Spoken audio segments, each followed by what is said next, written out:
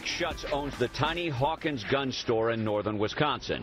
He banked through his local credit union until last November. I received a call from the local credit union, and they told me that I had to come in and close my business account. Suspicious of the reason why, he went in and recorded the bank manager. We don't do firearms, ammunition, imports, attorneys, auctioneers, and check cashing companies.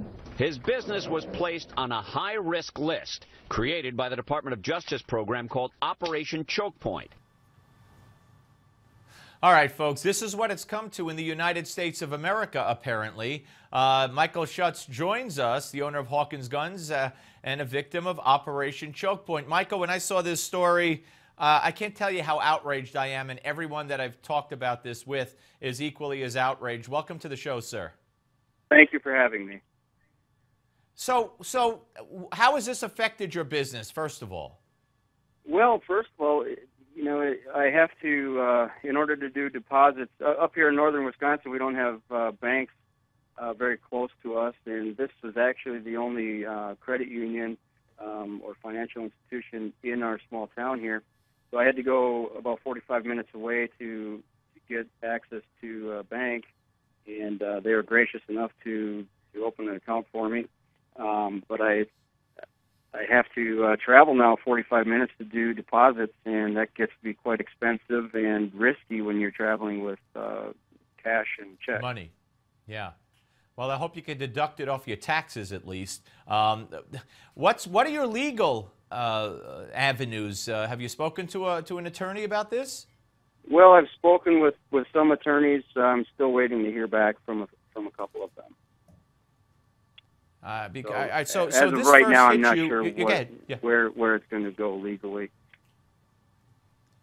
Have you heard from other gun shop owners, gun in the gun business that have met the same fate as you? Yes, there's numerous victims across the country.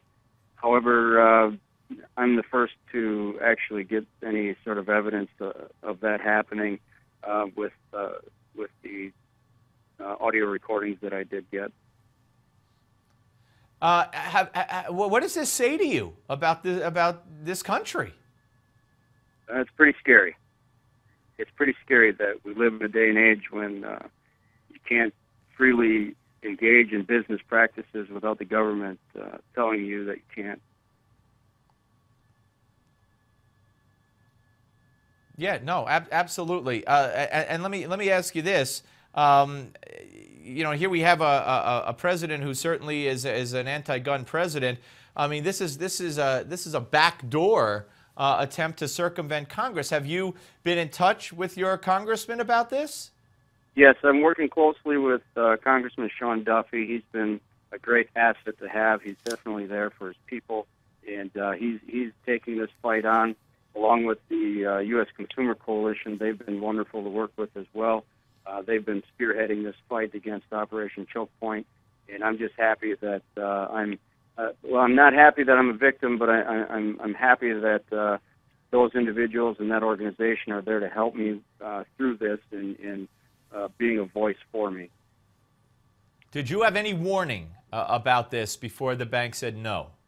I did not. I opened up the bank account, and about a week later I was contacted by the credit union, and I was really taken back when they told me that I couldn't have the account. I was pretty shocked because I gave them all the required documents that they needed to show that I was a legal business, and they did a credit check on myself and the business, and everything was fine. And then I was told I had to close the account.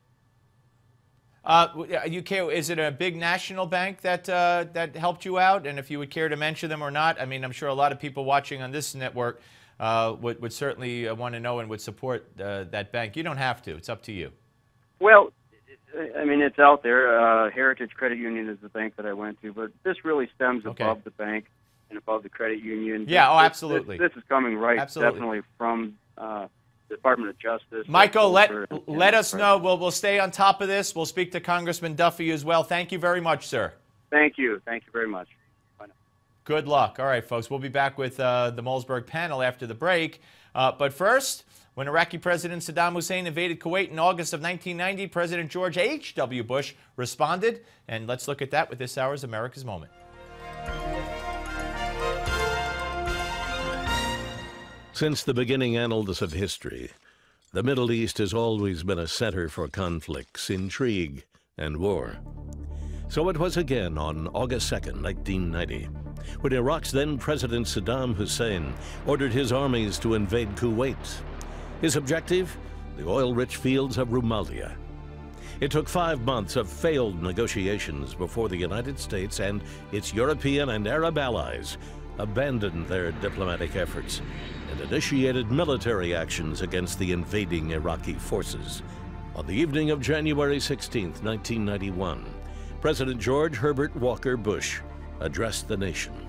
Just 2 hours ago, Allied air forces began an attack on military targets in Iraq and Kuwait. These attacks continue as I speak.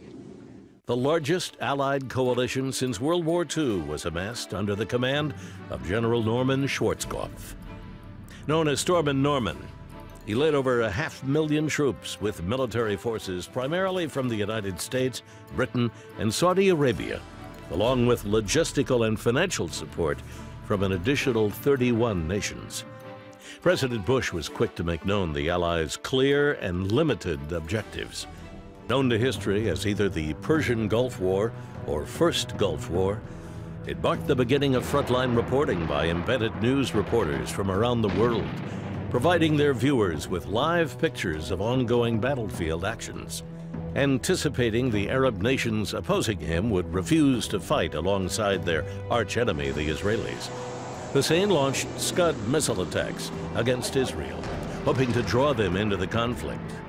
But the U.S. quickly deployed to Israel the new Patriot missile interceptors, which for the first time were used successfully on the battlefield. In the end, Israel stood back. Within 100 hours of the ground forces launching their assault, the war was over. But not before Saddam Hussein had ordered the destruction of the very oil fields he sought. 1 week following the cessation of fighting, President George Herbert Walker Bush addresses Congress and the nation. As president, I can report to the nation, aggression is defeated, the war is over.